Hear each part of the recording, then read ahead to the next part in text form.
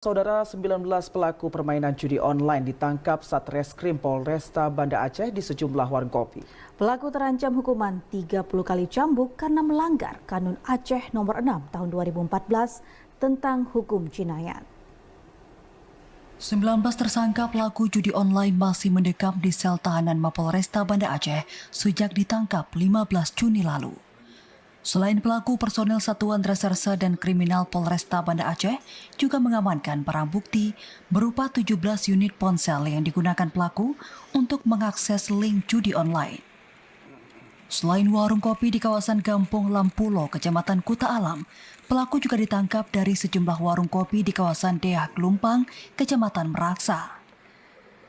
Penangkapan dilakukan setelah petugas menerima laporan warga yang resah dengan aktivitas judi online yang beroperasi di sejumlah warung kopi.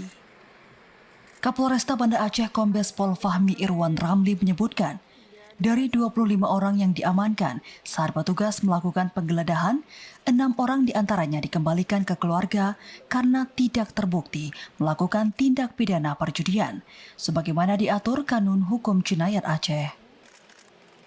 Dari 25 itu ada 19 orang tersangka yang memenuhi unsur pidananya. Kemudian yang 6 orang karena tidak ditemukan bukti yang cukup, kami kembalikan ke keluarganya. Jadi memang kalau judi online ini itu menyerang tidak hanya pada status sosial tertentu, tapi semua kalangan itu kena.